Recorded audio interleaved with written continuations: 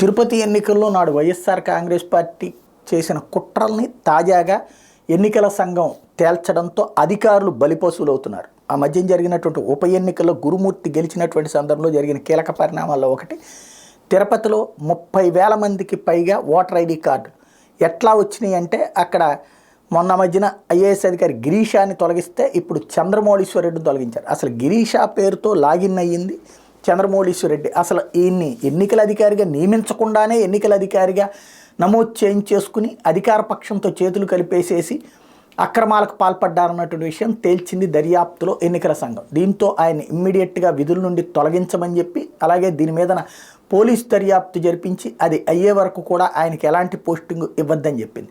తిరుపతిలో ఆనాడు గుర్తుంది కదా, మనం కూడా మాట్లాడుకున్నాం.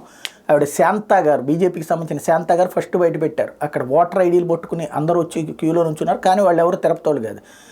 దాంట్లో ఉన్నటువంటి పేరు వరకు గుర్తుపెట్టుకున్నారు, కానీ దాంట్లో తండ్రి పేరు వయసు అంటే ఏం గుర్తుపెట్టుకోలేదు. దాంతో ఆవిడ ప్రశ్నలు వేసేటప్పటికి దొరికిపోయారు. కాకపోతే ఎన్నికలు జరిగిపోయినాయి, గెలుపులు అన్నీ అయిపోయినాయి. ఇప్పుడు చర్య తీసుకుంటోంది ఎన్నికల సంఘం. చేతులు కాలేక ఆకులు పట్టుకుంటోంది. బట్ ఒక అధికారులు ఎట్లాంటి దుర్మార్గంగా ప్రవర్తించారన్నటువంటి విషయం అయితే బయటపడింది.